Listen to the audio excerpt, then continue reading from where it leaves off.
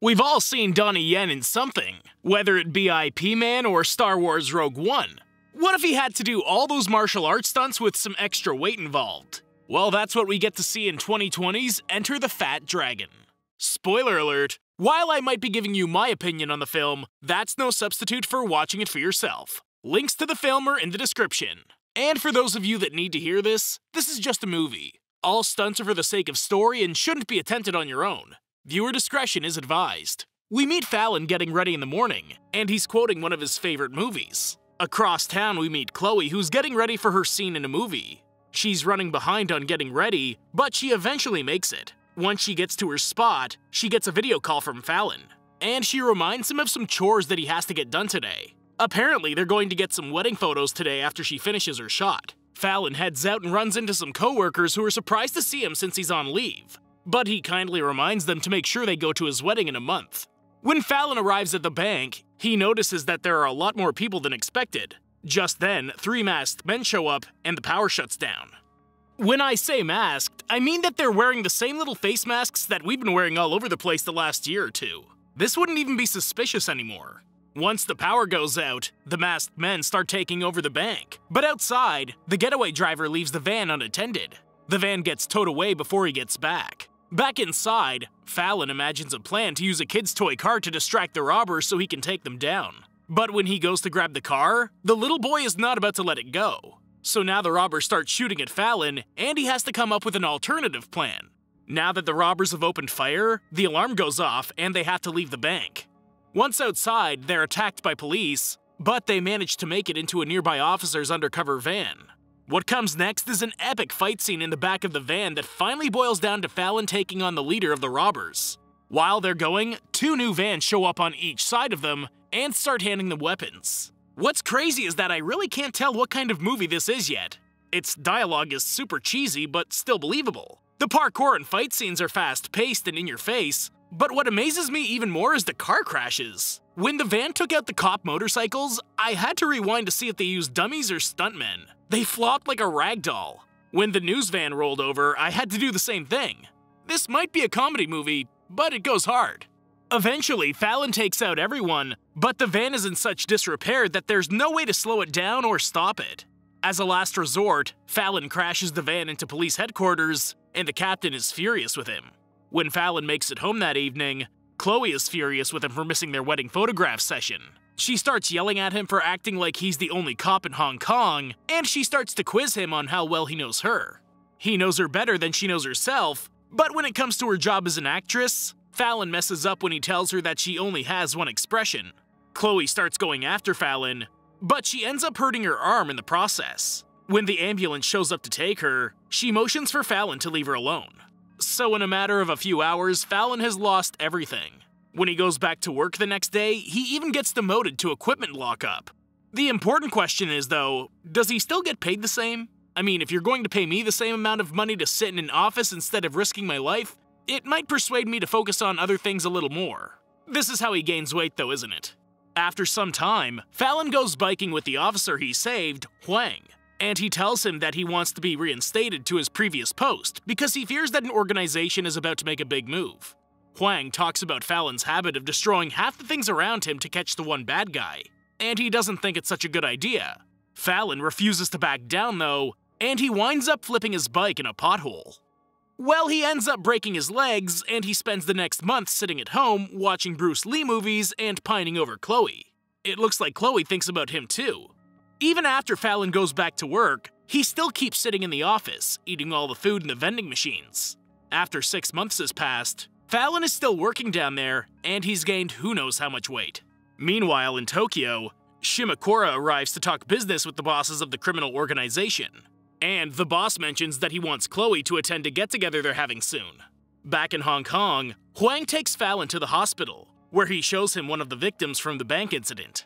Apparently, he had memory loss, but Japanese police want him brought in as a suspect for the car accident. Huang puts Fallon in charge of this, and he even mentions that he'll reinstate him if he gets it done right. The next day, Fallon gets the guy on the airplane, but when he goes to the bathroom, he ends up running into Chloe, who barely recognizes him. After a quick little catch-up, Fallon asks if they can get dinner sometime, but then we see that she's there with Shimakura. Chloe and Fallon return to their seats, and Shimokura spots the man that Fallon's transporting. When they land, Fallon is introduced to Mr. Endo and Maggie, who are in charge of the transfer. They go to the bathroom at a rest stop, and their prisoner's attacked in the stall, so he runs out of the bathroom pantsless, and Fallon has to chase after the truck he hops on. Inspector Endo leaves Maggie and Fallon behind to go get the man. When they get to the police station, Huang calls, and he tells Fallon that he's getting a man named Thor to help him. Once they get to Thor's apartment, Thor spots some bad guys headed to the restaurant across the street. He heads over, but the bad guys whoop him out of the storefront. Then this little kid on a bike seems to go Super Saiyan on them and holds his own against them. This kid is terrifying. If that wasn't enough, Fallon climbs down and puts a whooping on the bad guys too. This is pure action comedy gold. Hilarious use of the environment, convenient parkour, and endless bad guys that pop out of every location. I love it. Fallon locks them all inside the restaurant, and when the police arrive, they let the bad guys go. Across town, Shimokura has the suspect that got away. And we find out that the guy was filming a porno in the same warehouse that Shimokura's organization was packing drugs and fish. The man's memory loss is too strong though, and Shimokura just kicks him through a metal wall. Back at Thor's apartment, Fallon tries to get some sleep, but he can't. He goes to the balcony to talk with Thor, and he shows him what he used to look like. The next morning, Maggie calls and tells Fallon that they found the suspect's body. He was found dead floating in the Tokyo Bay with a suicide note on him. That's not enough though. Fallon goes to the dead guy's house and he looks for clues. This guy's apartment looks like the worst version of a bachelor pad. But when his dog shows up, I laughed so hard. This is the best use of puppets and ragdolls I've ever seen. If you ever want to see a rabid puppet, this is the movie. Fallon manages to find the suspect's secret phone, and he checks it out that evening with Thor. In the video, Thor recognizes the fish market, and he takes him there the next day. Once there, they notice that an event's underway that's headed by Shimokura, and Chloe is his honored guest. Fallon pulls Thor's attention back to the job, and they go investigate. The bad guys are transporting fish with coke packed in them, but they drop one of the fish. Thor spots it immediately and sits down to eat it, but he doesn't see the coke at first. Once he does, the bad guys spot him too, and Fallon shows up just in time to help Thor beat them all down. I know some people will get really defensive here, but Donnie Yen's fight scenes as Fat Fallon really do remind me of some of Jackie Chan's earlier movies, and I love it.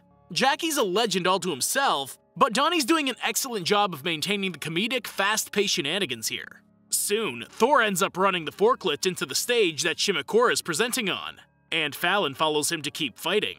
Shimokura isn't too happy with Fallon messing with his business, but Chloe is actually the one that handles Fallon instead. Fallon tries to explain that she's working for a gangster, but she already knows this. This is her first time performing on a stage overseas, and she's not going to let Fallon mess it up. Just then, Mr. Endo arrives with the rest of the police, and they take Thor and Fallon away. Back at headquarters, Fallon finds out the police knew all along about the drugs, but they can never get evidence to do anything about it. That night, Fallon reflects on the fact that he's a 250-pound super cop now, but now he's worried that he's actually a monster instead of a superhero.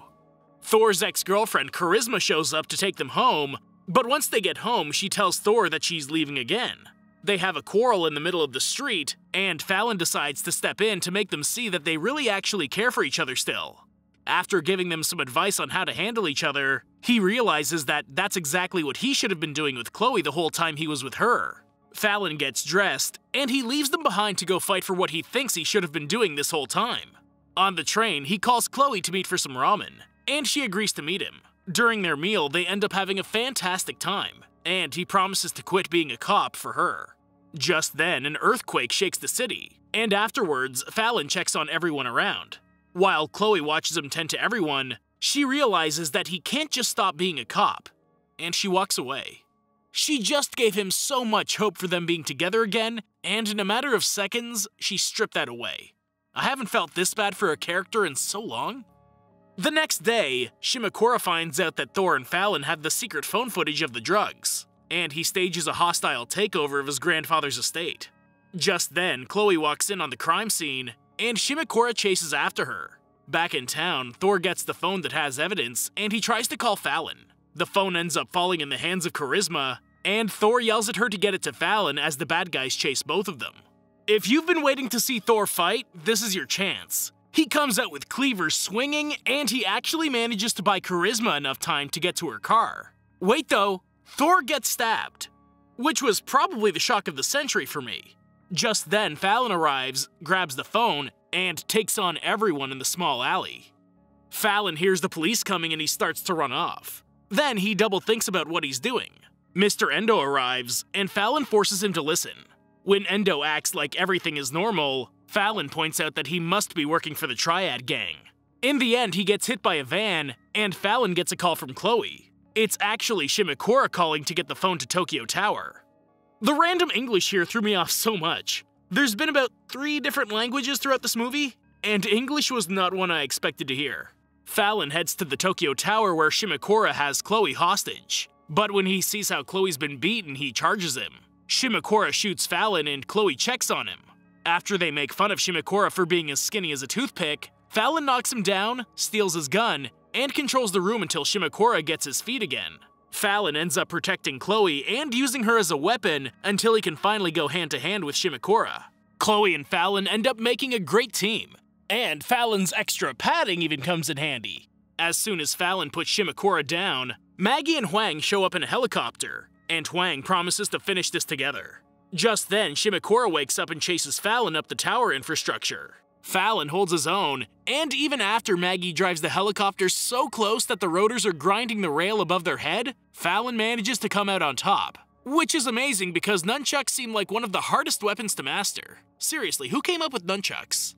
Once Shimekura's down, Chloe embraces Fallon and kisses him, and Fallon tells her that everything was all his fault. After they're crazily lifted off the tower by the helicopter ladder, Chloe promises to never let him go again. Then the credits roll. I love when an actor or actress takes a role you really didn't expect. Donnie's known to have a funny side, but I never expected a fat martial artist movie. This was fantastic. Give it a shot. Thanks for watching, and I hope you enjoyed the video. Don't forget to like and subscribe for more like this one. Comment what you think I should watch next, and I'll see you guys in the next video.